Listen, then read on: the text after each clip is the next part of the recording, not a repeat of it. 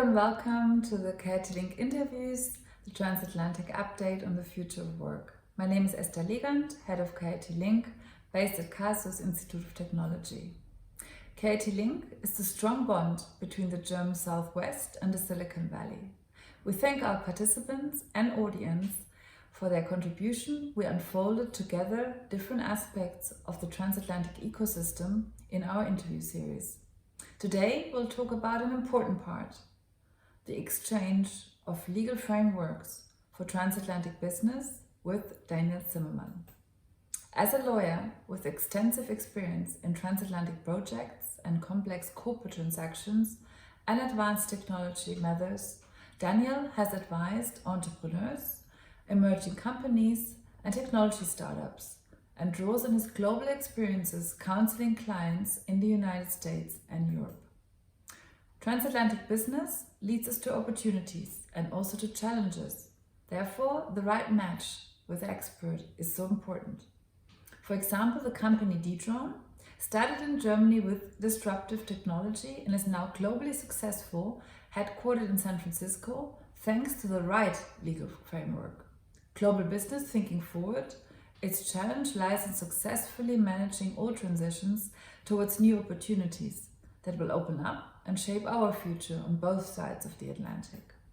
Greetings coming now from Jörg Lamprecht from Silicon Valley, Executive Chairman at Dedrone, and then enjoy our talk with today's speaker, Daniel Zimmermann, and the series. Hi, my name is Jörg Lamprecht. I'm the founder of Dedrone, a German-based, originally drone detection company, security and stuff. We moved headquarters some years ago to Silicon Valley, and we needed certainly a strong legal advice, a sparring partner where we can share ideas of how to flip the organization, of how to flip headquarters, how to get the contracts in place and everything.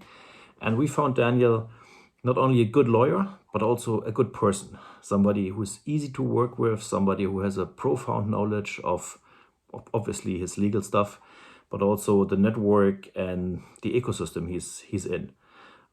So in all the transatlantic business, from European to American and also a little bit Asia, Daniel was always on our side, helping us to navigate the stormy weathers. And finally, I also found a friend and a mentor to help me get a lot of roadblocks out of the way, to deal internally in the organization, board issues, employee issues, everything where you feel like you need somebody to talk to. And he's there with an open heart, an open mind, and I'm sure you will like the conversation with him because he's a great speaker and great guy to work with. Enjoy, Daniel Zimmermann. Welcome to the KIT Link interview series, Embracing Change. We'll be talking about exchanging legal frameworks for transatlantic business with Daniel Zimmermann. Daniel Zimmermann is a partner at the international law firm WilmerHale. For over 20 years, he has been advising emerging companies and technology startups, drawing from his extensive expertise in complex corporate transactions and venture technology issues, as well as his global experiences counseling companies in the US and Europe. Daniel works with clients from a wide range of industry areas, including software, energy, clean tech, fintech, digital health, and healthcare IT, robotics, and big data, just to name a few. Daniel is the co-chair of WilmerHale's Diversity Committee. He has served as the chair of the Executive Committee of the International Law Section of the State Bar of California, and as chairman of the board of the German American Business Association. Daniel was educated in both Germany and the United States, and holds an LLM degree from UCLA and studied law at the Freie Universität Berlin and Uni Freiburg, and passed the first state examination in law with distinction in Baden-Württemberg. Welcome, Daniel. Thank you very much, Francesca. Yes, and how are you today? I'm doing fine. It's a beautiful day here in California, and I'm looking forward to our interview. Yeah, likewise. I mean, just to start off, I mean, you have such an interesting background, being educated in both Germany and the US. Can you tell us a little bit about how you ended up in the US? Sure, yes. Well, I know we have all day, but let me give you just a little bit of background. So I was a 17-year-old high school student in Germany, a little bit unmotivated probably, and then fell upon a really great opportunity to come to the United States, and ultimately ended up at a high school in Oregon, right outside of Portland, Beaverton, Oregon, home of the Beavers, and was very lucky to be able to go to the United States for a full year at that time. This was a long time ago, dating myself, 1985, 86.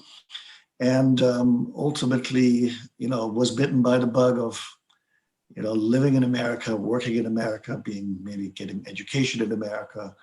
And after that, had to go back to Germany, of course, to finish my schooling, my Abitur. That ended up finishing also Zivildienst in Germany, and then studying law, as you mentioned, both in Freie Universität Berlin and Uni Freiburg, and then coming back to the United States to UCLA in 1995, 96, and getting a master's degree, and ultimately being barred both in New York and California. Mm-hmm. Great. And you must like it there, because you've been there for how long now? Well, it's been a long time. In 1994, I remember I boarded a plane back in Basel, Switzerland, which is, the closest airport for Freiburg. And I left in a snowstorm. I remember very, very well, like looking out, and I think may have been a flight to either through Paris or Amsterdam, arriving in Los Angeles in about 80-degree weather, which is about 25 degrees Celsius, and really, thinking, wow, I am now in a place that I probably want to be in from a weather perspective, but also just, coming to California was just an exciting new venture for me at the time. So I've been here for quite some time. Yeah, I've been here now for 27 years. It was March of 1994 when I came here first. I got married in 94 in October on a fiancé visa, which allowed me to immediately start working and having a work permit. So yeah, it's been a long time. Mm-hmm. And your work is in such a specific niche. Just to set the stage here, can you explain to us what it is that you do, and more about the ecosystem you work in? Yeah, sure. So I'm a resident of Silicon Valley, if you will. I live in a town called Los Altos and work in Palo Alto. As a matter of fact, also kind of straddled both our San Francisco office, which is about 35 miles north of here. And my work is essentially in what we call emerging companies. With emerging companies, an emerging companies practice is essentially a startup practice. But startups are at one point no longer startups, so they're hyper growth companies. So I work with essentially almost exclusively with technology companies across all the sectors that you mentioned earlier. So one of the things that as a lawyer, that when you're working in venture capital or companies that are backed by venture capitalists, you learn that a lot of them are very similar and their needs are very similar. What they essentially are hyper growth companies. Hyper growth in the sense that they double in size, sometimes monthly, and they have very specific needs, especially from a finance perspective. And I'm typically outside general counsel to a lot of technology companies. So I have to deal with everything from, getting more money into the door, some of the initial funding, then all the way down to, dealing with employees and stock options and compensation issues, to then securities law issues like, getting the companies listed or doing a merger acquisition, sometimes really covering the full life cycle from incorporating the company all the way to selling the company and finding a home for the company or having it go public and find liquidity for the investors.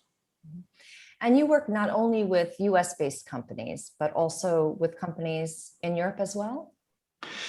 Well, absolutely. I mean, sort of obviously from my background, it's sort of a natural thing almost. And Francesca, I think you know this. Here in Silicon Valley, literally almost every other company is founded by a foreign-born or foreign-educated founder.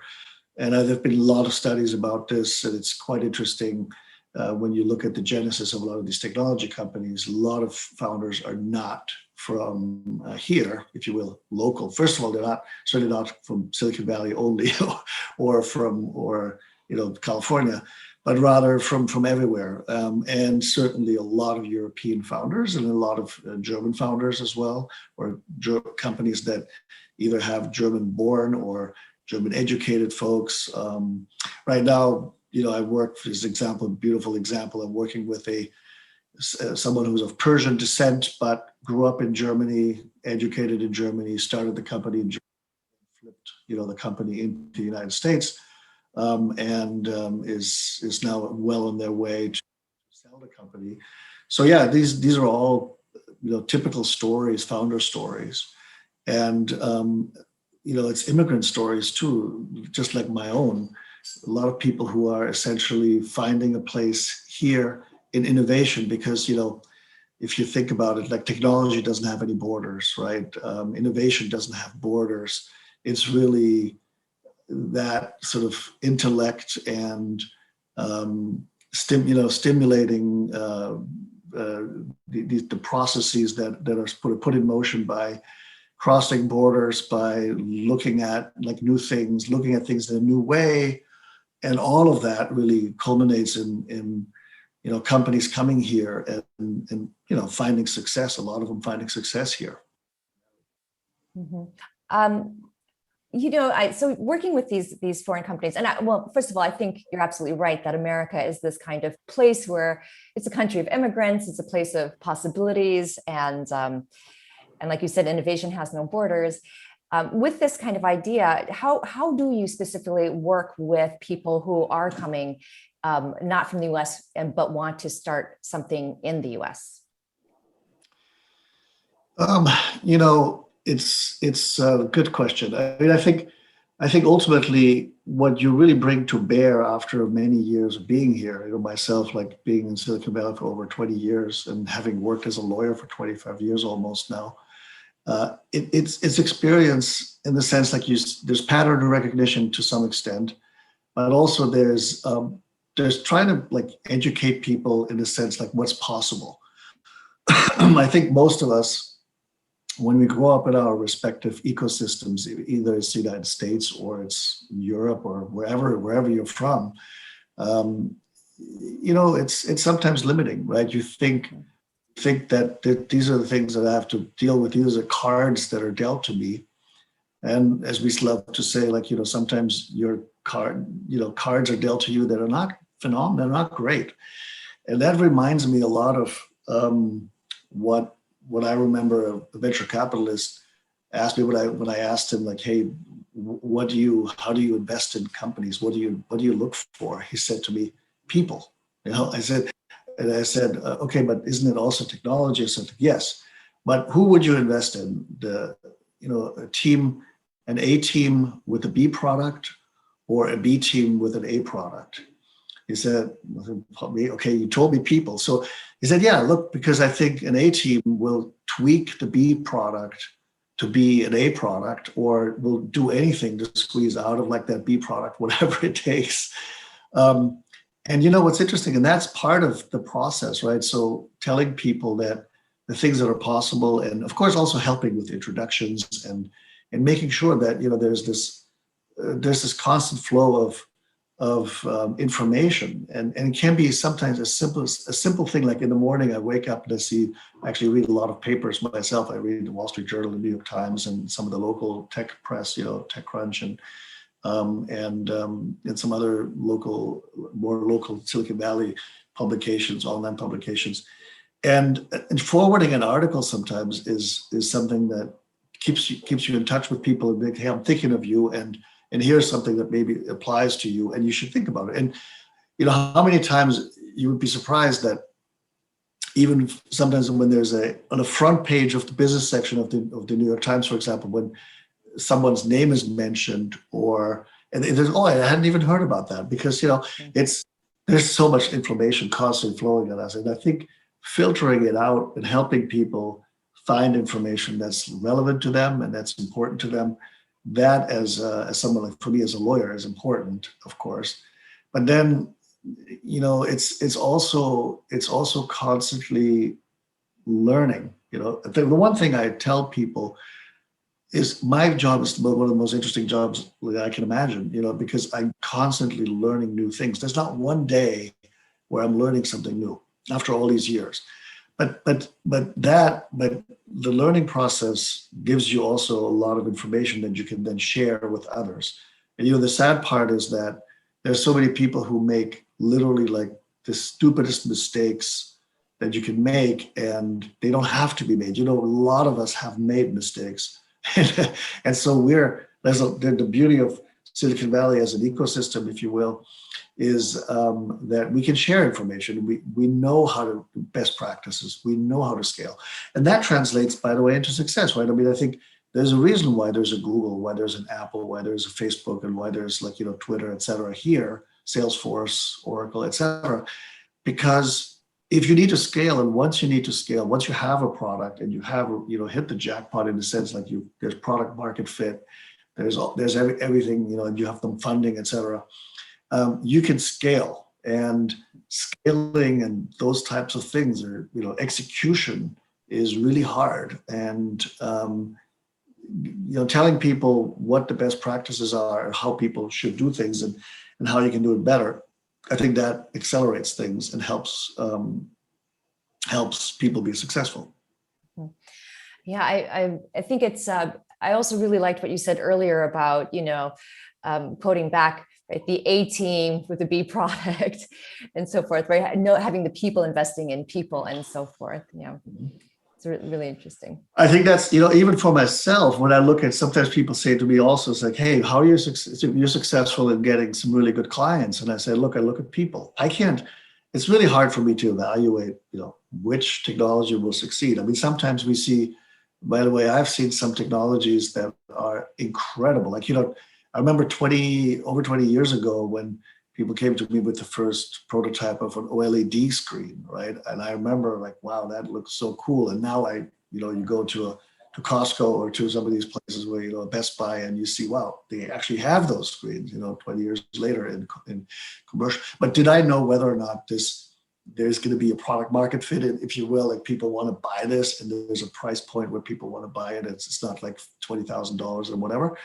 Those are the types of things you don't know, but you do know that when you talk to people and you work with people who you think are first class, in a sense, like, they're on the top of their game, why would they waste their time with stupid stuff, right? I mean, why would they waste their time with stuff that's not relevant to them? Now, the only time that may be the case is like if something becomes like a pet peeve and you want to pursue something that's just like a passion, and it has maybe less to do with like building a company, which is also fine, by the way, again, or you have a social entrepreneurship. People want to do something that maybe the primary focus is not building a big company, but being a social entrepreneur, socially responsible entrepreneur, which is again completely fine, and it's a completely different story.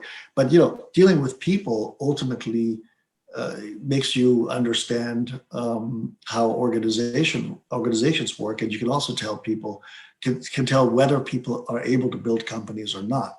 If someone, for example, from the very beginning lets you know that it's just them and they're the smartest person in the room and nobody else has any contributions that are valuable, then you probably know that person will never be a successful entrepreneur, because they won't be able to scale. Some of them may, by the way, but most of them won't.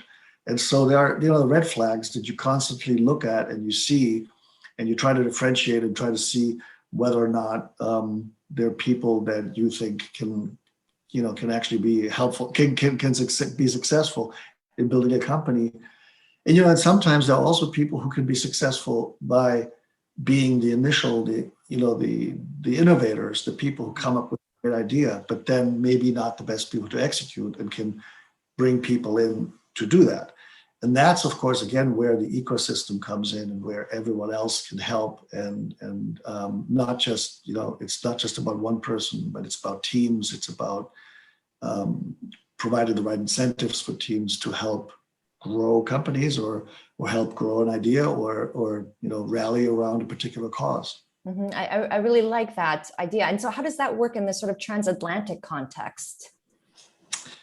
Yeah, so that's a really good question because, in the transatlantic context, I think what we need to worry about or think about is that the cultural differences sometimes, right? So I've seen over the years, I know there's this mantra of, in Europe, there's a lot of engineering where it's very engineering centric. People in the engineering sort of department decide what the product is.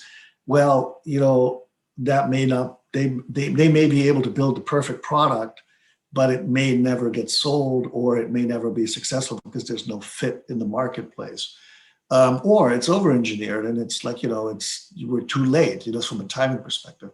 So I think what's interesting how this all fits in is also as a lawyer, helping people essentially understand different ways of doing business in the sense that sometimes, there are exigencies, sorry, or, particular pressure points where you just need to do something, right? You need to have a product release because if you want to do funding, there's no way for you to do that without a particular release. It may not be perfect, but you have to do that.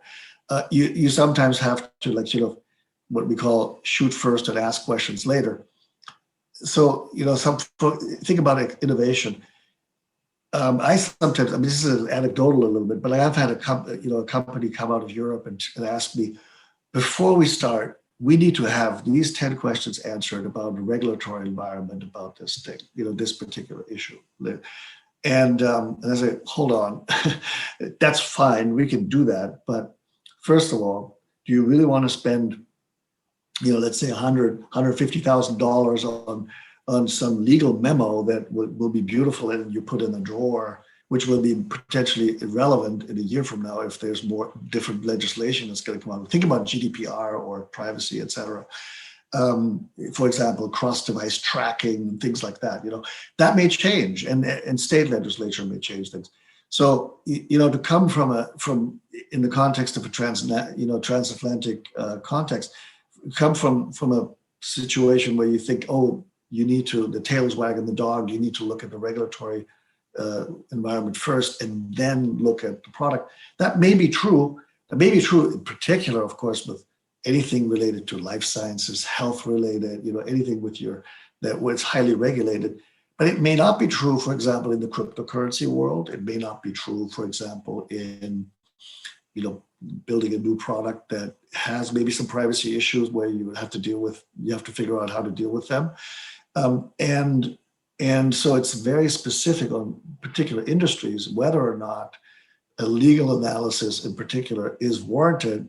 It's like a barrier to entry, or whether, you really innovate first and then you try to figure out, how do we fit this into the legal framework? And we see that a lot. We see in the transatlantic context, often teams out of Europe overanalyzing some of these things and not thinking enough about product market fit in the sense like, hey, do we even need it? Because if we ultimately don't work with this product and we don't have a product that we roll out, it's completely irrelevant, But that's not to say what I love about the transatlantic, it's also, of course, what we're learning a lot is also how other people tick, right? And so, for example, think about an Uber going into Europe, going into Germany and in particular cities, or even in London, as a matter of fact, dealing with very different regulatory environment, and they're like,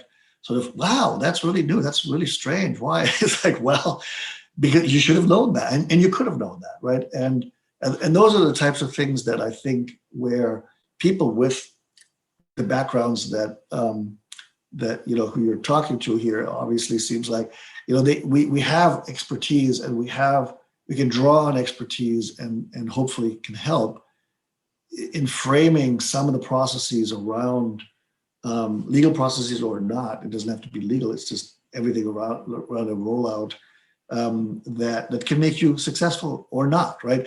The last thing you want, I mean, I can tell you another example. The last thing you want is to have, for example, a scooter company get shut down the first day they roll out. I mean, if you do a big rollout in a particular town and you invest a ton of money, let's say, 10, 15 million to do the rollout, you do a huge publicity campaign, and you haven't talked to the regulators and you have a big issue and they serve you an injunction the first day that you start your service, you're dead. You're probably dead, right? Not a good thing. So judging these things and understanding what that, how that impacts you, that is important in the transatlantic context, because there are huge differences, and there are differences, not just cultural differences, the legal differences, there are perception differences. Those types of things have to be taken into account when you're building companies. Absolutely. Maybe just to take a look at this transatlantic context again, and maybe just sort of summarize the sort of top things that people should keep in mind when they're dealing in this transatlantic context. That's a good question. I'm going to have to prioritize the top three things. Well, I would say, understand the environment that you're dealing with, and it can be as small as dealing with a particular municipality, as I mentioned. For example, rolling out scooters or a scooter service in San Francisco, to federal legislation, state legislation, on the European side, EU legislation and specific country legislation, right? Really understanding that environment is critically important, because there are reasons why certain services sometimes don't work. That doesn't mean that you shouldn't try. I mean, you probably can tweak it in a certain way that it does work and will work, but it may be one of those things. Like, maybe just on that particular note, like, think about when you look about, for example, PayPal. I remember I was involved in the beginning with PayPal. In PayPal, there's very, very detailed legislation around money transmitters and banks and what can they do, what they cannot do. That may be very, very different depending on where you're in. If you're in Europe, you may have to be a bank to do the things that a money transmitter does in the United States. Money transmitter in a particular state maybe has different licensing requirements than in other states. I mean, there's even state legislation in the United States. So those are the types of things that you need to understand. You need to nail, that, because if you don't, you may be dead on arrival, right? Your product may be dead on arrival, as I mentioned. That's the one thing. And finding that expertise is not impossible. It's sometimes not the easiest thing to find, but you have to do the work. The other thing is, what I will also say is that, understanding how you work with teams and talent in particular jurisdictions, very different.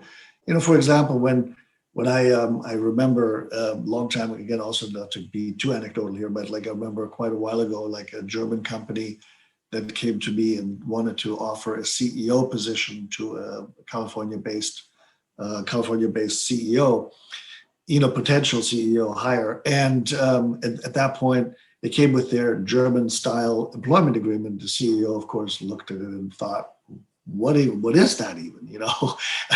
Meaning, even with all the protections, I mean, he thought, oh wow, I get 1 year severance. That's really great. I get this. That's not, for example, there's certain things that are completely out of the ordinary and unnecessary, and maybe I would say, so out of custom that they concern a particular candidate or talent, because they think that, these guys don't even understand what we're doing and how things work here. It's like sort of you're giving away the fact that you're a novice and you may have not dealt with this before and you just don't have experience. That's another really big issue that a lot of companies deal with when they enter the market.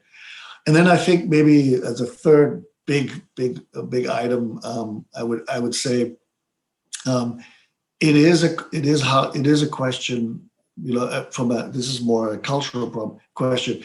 How you roll out products in the sense, like, from a legal perspective, but also from a compliance perspective, but also just as teams, where you really have to understand how teams do this, like in particular jurisdictions, and that means sometimes do a trial balloon, try to figure out how you can get started, like start small, if you will, and then go big, or do you have to go big right away? Do you have to understand the regulatory environment and the legal environment, how you do that?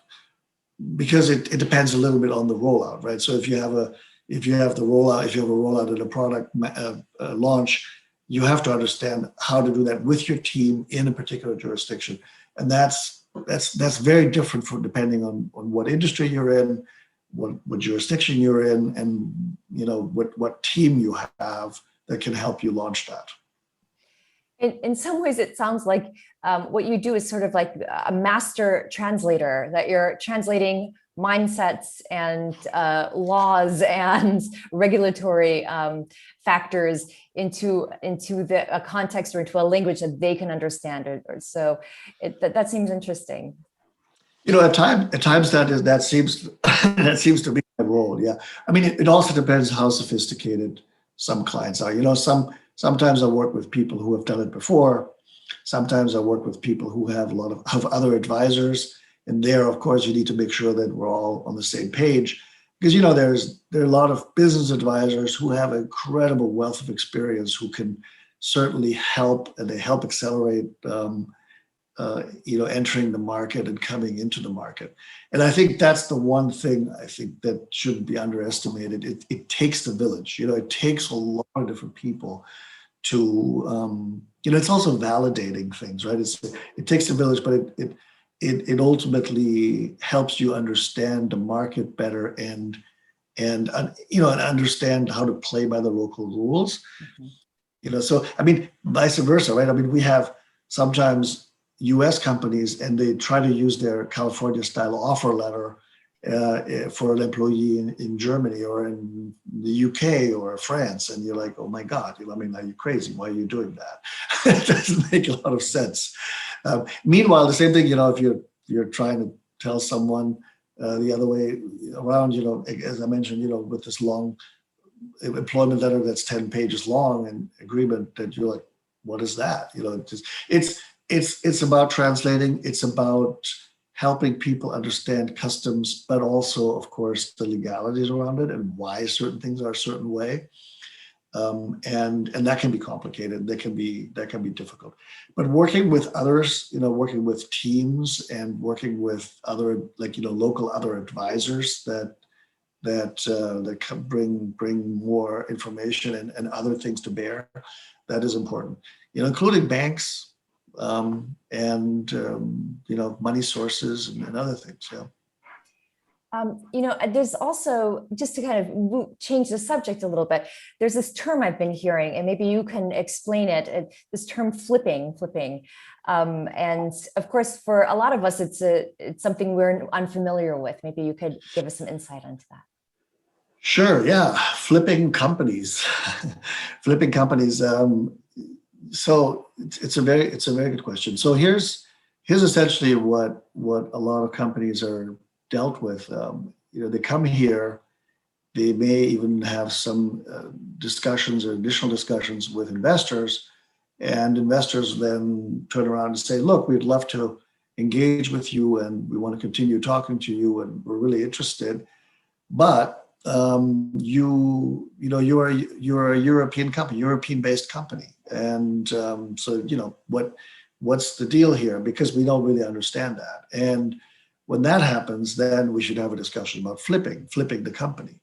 Sometimes from a tax perspective, it's called an inversion transaction, inversions. But flips are like what we call it here generally. And flipping means that you really take the old company and flip it towards the bottom of the structure so that a new new company is on top.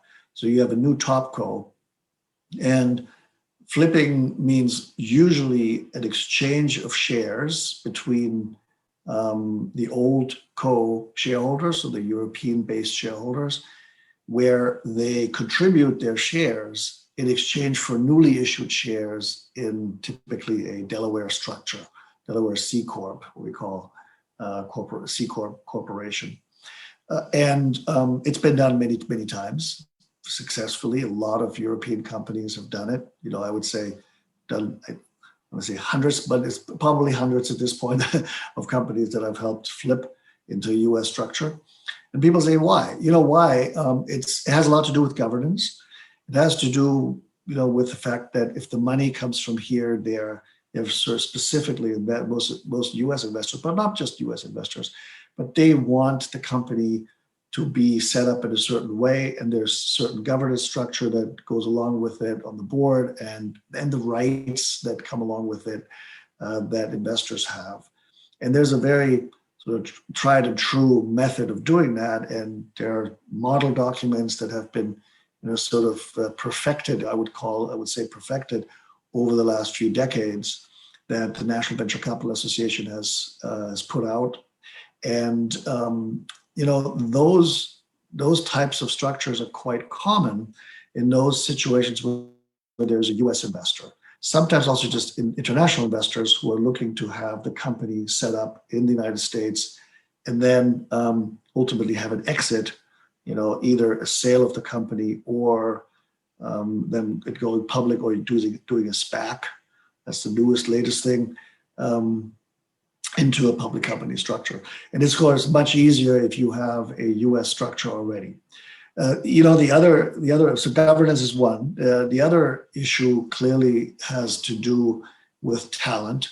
And that is if you are looking to engage with US talent and you're dealing with, you know, especially C-level or VP, senior VP level type people, let's say an enterprise software company that is looking to build relationships here in Silicon Valley with the VMwares of the world or Oracles of the world, and sometimes even SAP, by the way, that is a very strong presence here in the Silicon Valley. You know, those companies usually hire from their competitors, right? And they hire people who are steeped in that industry and know everybody, understand, you know, how things work, how deals. So, you know, ultimately what I would say is that is a very important part of the flip, because if you start out with trying to explain your local European jurisdiction, depending where you are, stock option program, it may, you know, not just turn people off because usually sometimes they don't understand it, but it also may not give them the benefit that they would seek. And, you know, a lot of people here, a lot of talent, top talent, doesn't really work for a salary. They really do go out and work for much more than that, and that is the equity upside. And the equity upside is typically gotten through stock options, and stock options can be qualified. The tax qualifications here can't go right now, but you know, very well versed in these arrangements, and they're looking for what they think is customary. I think that, I think all of that is such valuable information to know. You know, you have had a really unique position because you have been sort of observing this transatlantic market for quite some time now. And I'm just wondering, in this transatlantic market, what have you been noticing over the years, and maybe what have you noticed in particular in the last year or so, given this sort of pandemic we have gone through? I mean, over the years, I would say, you know, one of the interesting things is that investors in the transatlantic context have got quite sophisticated. You know, they're looking for talent. I mean, finding good deals is not easy, right? Just to be clear. So Though I do believe that, US, they're looking at Europe very hard. They're looking at the pool, and they're seeing phenomenal technologies coming out of Europe. And so from that perspective, that's a really, the technologies that Silicon Valley maybe, as part of the ecosystem has helped develop, now also helped make everything closer, right? And truth has been really a phenomenal growth year for tech companies, as you know. It's not lost on us that trillions, literally trillions of dollars have been created, wealth have been created in the tech world. Well, why? Because we can't get together. Right? A lot of things, not everything will, but certainly has the companies that have been have been in a position to deal with that and have invested maybe properly prior to that, have just totally reaped the benefits of all of that. So I would say, there's never been a better time, from my perspective, for transatlantic business generally, but also for teams to work together and figure out an easy, like a quick way, an easy way to deal with each other, and to establish these ties that otherwise, people felt like would take a long time, are now taking much shorter cycles. I mean, one other thing is even talent. Like, if you're looking to interview people, you don't have to fly people around anymore. People don't come out like necessarily to fly out and set up these interviews, and it takes like weeks and so on. Like, people jump on a call and Zoom call or whatever, and get things done. Similarly, I would say what helped, the pandemic helped us, if you will, is almost a question of, why do we have to do this in person? Give me an excuse why we have to do it. And that's flipping it, no pun intended, flipping where it was. It was always like, do you want to do this online? Like, why do you want to do this in a digital manner? Have to be put in place, right? Think about even sales processes. Why people have for sales presentations, for even sometimes software implementations can get done remotely. All of a sudden it works, right? Let's do that. And I think those are lessons learned, and I think it brought us closer, right? I think I have no qualms. I really think this pandemic actually helped the business environment, because it put us together.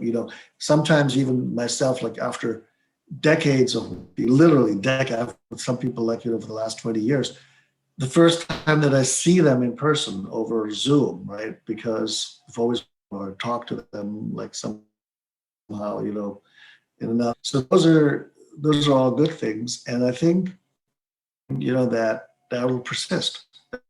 People are also more mindful about what is important. When do we do certain things? When do we present in person somewhere? Those are things that are, I believe. Yeah, I really think it's so important what you said about that now is really an amazing time to be doing these transatlantic connections and partnerships and so forth. Is there anything else that you would add to that? Anything else you're noticing now in this past year? Well, the other thing I would say is the world is flush with money. so I think, there are very few returns that anyone is getting by putting money in a bank account, as we all know. Most of us are affected by that. So, if you want to make any money, you have to be in the equities, broadly speaking. So the equity markets have been doing really well. That flows all the way down into venture capital and into emerging companies in the transatlantic world, right? So if you're starting something new, where would you go, right? I believe that between between Europe and the United States, there is just an enormous amount of potential. Like, let's put it like this. I don't want to get too political, but truth be told, there seems to be a new beginning, politically, but also from an economy. Like, after the pandemic has just been it's been ravaging some of the economies, but mostly the employment markets. But that will change and has changed. And the tone has changed, in the sense that I think the rebuilding of trust politically, how does that translate into our world of transatlantic business? Well, ultimately it's investing, right? So if you're looking to go to Europe as a U.S. company and investing into a team there, or the other way around, or flipping a company into the United States, I believe the macro environment is important, right? So from that perspective, the trust, renewed trust, if you will, because there's always been trust, is important. And also understanding that if both Europe and the United States, or North America generally, doesn't pay attention, someone else will eat their lunch. So it's pretty clear, that China in particular has, made it its goal to, be a very dominant player in the tech world, particularly. And by the way, I think it's awesome. I think it's a great development. I don't think we want to be thrown back 20, 30 years from where we were now. I think there's enormous benefit to be reaped from that. But it also means that I think the two large blocks, the EU, or not just the EU, Europe generally, and then and North America, have to understand that, to build successful companies, global companies, you have to understand how to do business with each other, and then also find a China strategy that works for both, in that context. But I think that also means from a macro perspective that the transatlantic business environment has to be something that really works for everyone. Because if that doesn't, then then I think we're sort of lost in between, and we'll get ground up. And that's probably maybe not like a specific issue for each company, but it is ultimately on a macro level important. And I think the other thing is that's important for European companies right now. There is a massive amount of investment that's going to get started here in the United States. The infrastructure program that the Biden administration has put out, even if it's pared back or at a 50% level, will mean there will be huge opportunities. And some of it will actually certainly dribble out like into other, into the transatlantic context. Because I would imagine, if you're thinking about like airports and big infrastructure projects, those are new technologies that have to be used that may have been prevalent in Europe more than here, or there's specific very niche markets, if you will, where there will be opportunities. But from that perspective, in the IoT digitalization of old industries, I think Europe has taken a much harder look at that than as opposed to like the United States for a long time. But now with this renewed effort, I would imagine that will trickle all the way down to into all different industries, and it'll be a huge benefit, I think, for everyone. And I think again, everyone I think is ready to get out of this blues, the COVID blues, and really move forward. And this seems to be a great opportunity. Yeah, I think from what it sounds like now is the time, right? If there's any time, it's now, right? To start something. Is there? Yeah. Yeah, I would imagine that's how I look at it. Yeah. Yes. Even look at the macro. If you look at the numbers, we have right now there are not enough people to fill jobs. Right. This is just the truth. On every level, and that's the good news. And so there will be technology solutions that have to be used for that. Which years ago people said, well, maybe rationalizing too much, we're digitalizing too much. There has to be like people have to have jobs, menial jobs. Well, those will be there, and frankly, and I'm more concerned about filling jobs that are, meaningful employment. That means meaningful employment, and then ultimately also help companies build themselves up to be powerhouses. I mean, we see that everywhere. And just last week I had lunch with a startup and said we can't hire enough people. We don't have, there's literally not enough people that we can even talk to. So anyway, great opportunities. I think that the time is definitely now, I believe. And is there any advice or anything that you would say to companies in both Germany or in the European context, as well as in the American context? Is there any kind of advice you would give them now? Well, I think, ignoring each other's markets is like, do that at your own peril, right? If you don't, it's kind of interesting, right? So if you start a company, you may look at the macro, at the micro level and try to think, I've got to just get things going with product, have to figure out how to run, have to walk before I run. But the truth of the matter is that, and this is actually, we've talked about this for the last 20 years almost, startups going global or companies going global. It's, Europeans have actually understood this more than most American companies. It is actually really important because there is almost no way. I mean, think about this, especially in the online context. How could you be a social media company or a company that, unless you focus on a very specific market and just be local? Like, it doesn't really work that way, right? At this point, you immediately, have access to so many people just because you're online, and I think that it translates into so many different other things, like where you cannot ignore what's happening in other jurisdictions and what's happening in the respective trading blocks, either is on this side of the Atlantic or the other side of the Atlantic, it doesn't matter. And so I think if you ignore that and you only focus on what you're doing, you probably are not tapping into the potential of what you could be doing. And very quickly that will, you'll find competitors who will do that. And, American companies, and especially Silicon Valley companies, found out really the hard way how all these copycats sprung up very quickly. And that will go, in different ways. It can go both ways. So world is small and people can figure this out. So you have to understand the local market environment and then jump into it, especially if you are the one, as a company that have actually started building a particular product. Why would you leave that to someone else to take over, right? So I think from that perspective, you should, again, ignore it at your own peril.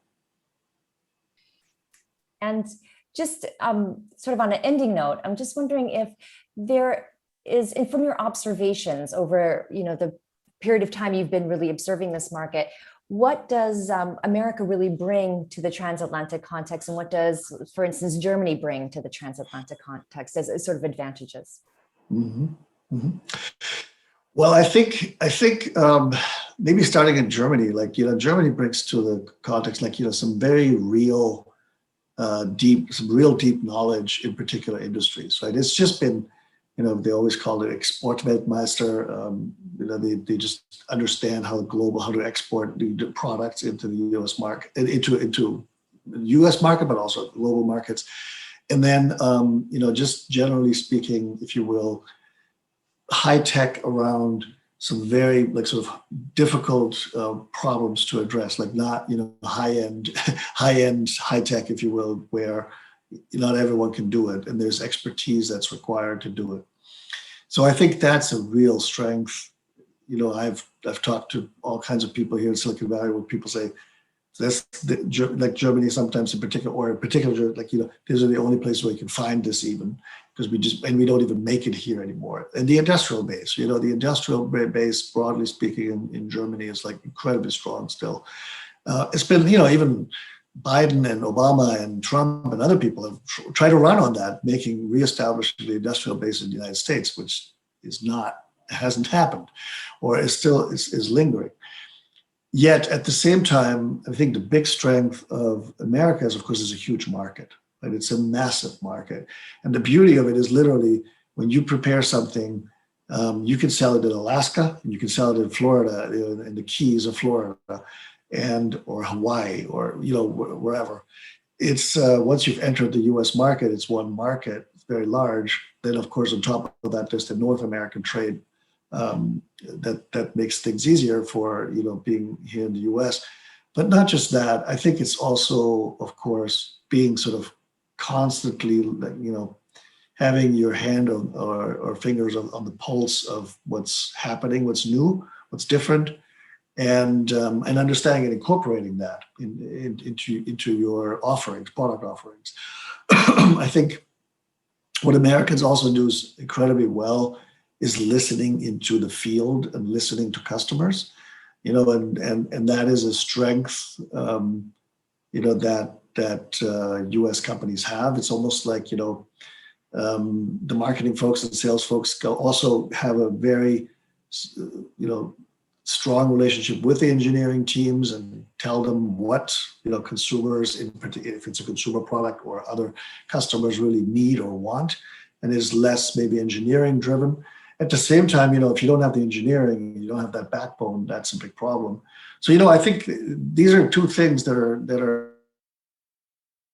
to each other. And I think for both sides, there's huge benefit. And also, let's not forget that if you're dealing with Germany or France or whatever, you're in the EU. I know now this has all been complicated with the Brexit, but broadly speaking, it's still a huge trading bloc, and that is favorable to anyone who's coming into Europe and wants to do business on the other side of the Atlantic. It really sees a potential, right, in transatlantic sort of bridge that we have. Just in your opinion, is there anything else that we should be doing to foster this more? Yeah, I mean, I think, let me just put it this way. So at first, I thought the internet is going to change everything. I thought, the internet is changing things. Then I thought maybe social media is going to change things because people can talk to each other. It's like telephony, if you think about it, broadly speaking, FaceTime and WhatsApp and all kinds of ways to connect with people, Zoom, online video conferencing and so on. And that is important, and it's all going to bring us closer. But I think there's still, what we've also learned is that there are myths. They're weird myths. I mean, even the social media propagates myths in the sense that certain things are seen a certain way, and this is how things are done. And the media sometimes, because it's business. So let's face it, news is business. So people try to use that also to get more clicks, more advertising dollars, what have you, in the advertising-based world that we're in. And so it's important to see for yourself, and to do your own original research and to talk to people and to see, that things are not that bad. I mean, sometimes I have particular European clients who come here and say, tell us, is it safe enough for us to sell our product in the United States? And then I'm like, well, last time I checked, you could do that. No, sometimes are there product liability issues for particular? Are there privacy issues? Do people get sued? Is it easy to get sued, from a legal perspective? Yes, it's a different environment. You have to understand it, and then you have to embrace it. And if you want to play in it, you're going to play by the rules like everyone else, right? You can't use your own little vantage point and to constantly think that you can get your advantage out of it because you're doing it from a certain way. So, that is, I believe, like one of the things that's important for everyone to understand, that if you're playing with a particular pond, you have to play by those rules. It also sounds like stay curious and to really put yourself out there to find out for yourself what is really happening. I would say that, yeah, you have to stay curious, you have to stay on your toes and understand what's happening, and again, always have a strategy also towards, what's happening in other parts of the world, including China. Now, I'm looking at the time and I realize we've taken so much of your time today, which I'm so appreciative of. Is there anything else that you would like to add? Maybe something we didn't cover that you think is important for all of us to keep in mind? I would say, one of the most important things is, we've talked about this a little bit, but is to, keep an open mind about things and really look at things maybe in a new light. When you come to your, every time I land either in Frankfurt or London or Paris or wherever I go in Europe, the beauty of cultures and the different approaches about certain ways, and I think that diversity of thought, that diversity of approaching things is what ultimately makes companies full. And by the way, this is my thinking is also, why is Silicon Valley successful in what it's doing, or the technology centers in the world, but in particular in Silicon Valley? It is that diversity. It's people coming from different places, and what they call a German Befruchtung sometimes, like helping, helping others sort of see things in the different.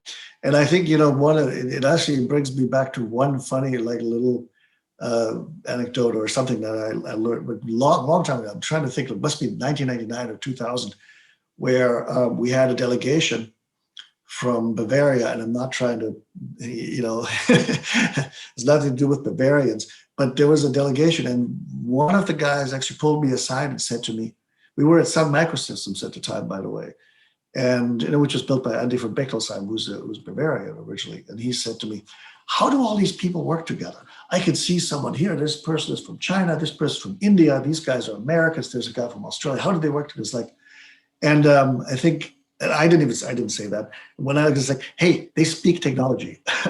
and I think it was a very funny, like, interaction. By the way,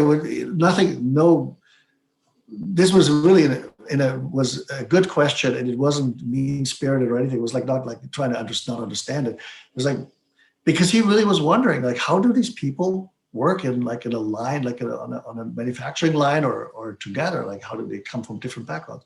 And I think that is the secret sauce to some extent. It is having people from different places taking different approaches, and maybe sometimes telling people how things can be done in a different way. And then also, like, not forgetting something else, right?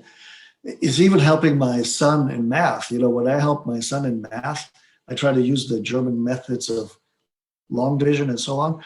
And they look at me like, they're like, I have never seen anyone do it that way. It's so like, I don't want to even know what it's like. Well, no, and I said, no, you should, because if you, for example, get stranded, doing it one way, you can do it this way. And I think, those are like simple things, but they ultimately mean something. And they come, obviously, as a result, I think, successful. And that's maybe one last thing I wanted to say. Yeah, I think that's a fantastic note to end on. Thank you so much, Daniel. It's been an absolute pleasure to interview you. And we will make sure to link to your information as well, in case people want to get in touch with you.